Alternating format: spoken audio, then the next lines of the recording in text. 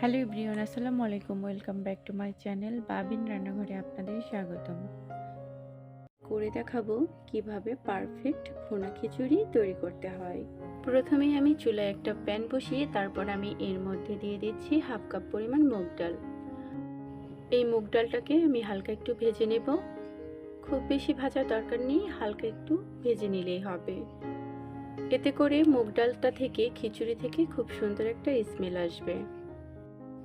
ডালটা ভাজা হয়ে গেছে, এরপর আমি ডালটাকে চুলা থেকে নামিয়ে নেব। এখানে আমি মেজারমেন্ট কাপের 2 কাপ পরিমাণ পোলাওয়ের চাল নিয়েছি। তারপর আমি এর মধ্যে দিয়ে দিচ্ছি ভেজে রাখা মুগ ডালগুলো। তারপর আমি এর মধ্যে দিয়ে দিচ্ছি হাফ কাপ পরিমাণ মসুর ডাল। এই খিচুড়িটার ক্ষেত্রে আপনারা দুটো ডাল দেওয়ারই চেষ্টা করবেন, এতে করে ভুনা খিচুড়িটা খেতে খুব ভালো লাগে। এরপর আমি বেশ কয়েকবার পানি পাল্টে পাল্টে চাল আর ডালগুলোকে খুব ভালোভাবে পরিষ্কার করে ধুয়ে নেব। ধুয়ে নেওয়া হয়ে গেছে। এবার আমি চাল ডাল দুটোকে প্রায় 15 থেকে 20 মিনিটের মতো ভিজিয়ে রাখবো। 1/3 কাপ পরিমাণ রেগুলার রান্নার তেল। তেলটা একটু গরম হয়ে আসলে তারপর আমি এর মধ্যে দিয়ে দিব কিছু গোটা মশলা। এখানে আমি দিয়ে দিচ্ছি তেজপাতা, দারচিনি, লবঙ্গ এবং এলাচ। তারপর আমি এই গোটা মশলাটাকে হালকা একটু তেলের সাথে ভেজে নেব। এরপর আমি দিয়ে দিচ্ছি এর মধ্যে 1/3 কাপ পরিমাণ পেঁয়াজ কুচি। এখন এই পেঁয়াজ কুচিটাকেও তেলের সাথে হালকা একটু সফট করে ভেজে নিতে হবে।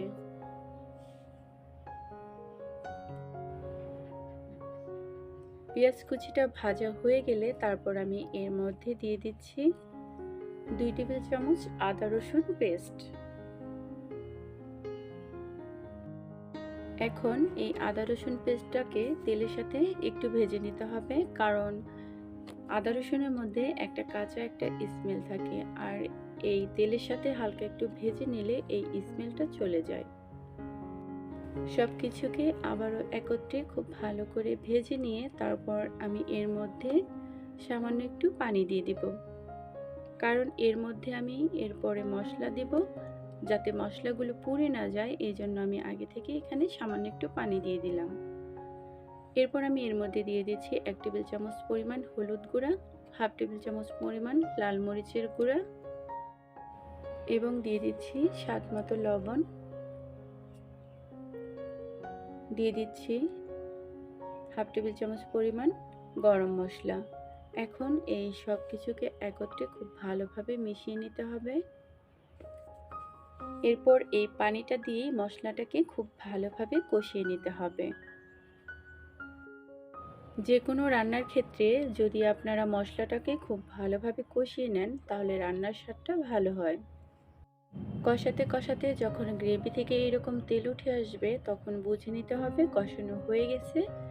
এখন আমি এর মধ্যে দিয়ে দিচ্ছি চাল ডালগুলো। আমি চাল ডালগুলো আগে থেকে পানি ঝরিয়ে রেখেছিলাম।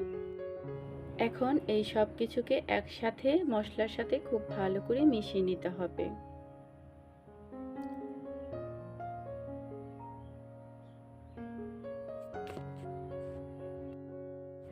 চুলার হিটটা মিডিয়াম টু লো এর মাঝামাঝি রেখে চালগুলোকে খুব ভালো করে ভেজে নিতে হবে। এখানে আপনারা যদি একটু দীর্ঘ সময় এইভাবে চালগুলোকে ভেজে নেন তাহলে খিচুড়িটা অনেকটা ঝরঝরে হবে। আমি এই চাল ডালগুলোকে চুলার হিটটা মিডিয়ামে রেখে প্রায় 7 থেকে 8 মিনিটের মতো ভেজে নিয়েছি। তারপর আমি এর মধ্যে দিয়ে দিচ্ছি পানি। এখানে আপনাদের আমি পানির পরিমাপটা বলে দিচ্ছি। এখানে আমি চাল ডাল মিলিয়ে প্রায় মেজারমেন্ট কাপের 3 কাপ পরিমাণ নিয়েছি। এখানে মোট 6 কাপ পরিমাণ পানি দিতে হবে যদি খিচুড়িটাকে ঝরঝরে করতে হয়। যেহেতু আমি খিচুড়িটা একটু ভুনা ভুনা করব, এই জন্য আমি এখানে 6 কাপের থেকে একটু বেশি পানি দিয়েছি। তারপর আমি এখানে দিয়ে দিচ্ছি কয়েকটা কাঁচামরিচ দিয়ে তারপর একটা ঢাকনা দিয়ে ঢেকে দিচ্ছি। ঢাকনার মধ্যে যে ছোট্ট একটা ছিদ্র থাকে এই ছিদ্রটাকেও আমি বন্ধ করে দিচ্ছি। এরপর চুলার হিটটা মিডিয়াম টু লো এর মাঝামাঝি রেখে দিতে হবে।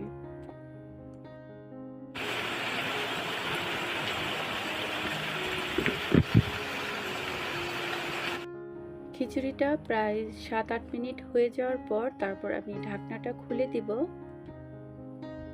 ঢাকনাটা খুলে দিয়ে তারপর আমি উপরের চালটা নিচে আর নিচের চালটা উপরে দিয়ে দিব। এরপর আমি উপর থেকে এইভাবে সমান করে দিয়ে তারপর আবার একটা ঢাকনা দিয়ে ঢেকে দেব।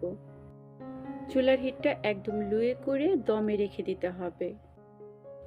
খিচুড়িটা এইভাবে 7-8 মিনিট দমে থাকার পর আমি আপনাদের দেখাচ্ছি খিচুড়িটা কতটা সুন্দর আর পারফেক্ট হয়েছে।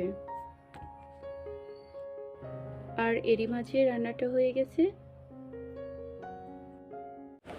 আশা করছি আজকের রেসিপিটা ফলো করে যে কেউ খুব সহজে বাসায় ভুনা খিচুড়ি তৈরি করে নিতে পারবেন। আম্মু খিচুড়ি রান্না করে, খিচুড়িটা অনেক মজা হয়েছে। দেখে তাড়াতাড়ি করে সাবস্ক্রাইব করবেন আর কমেন্টে লাইক করে জানাবেন। Bye bye.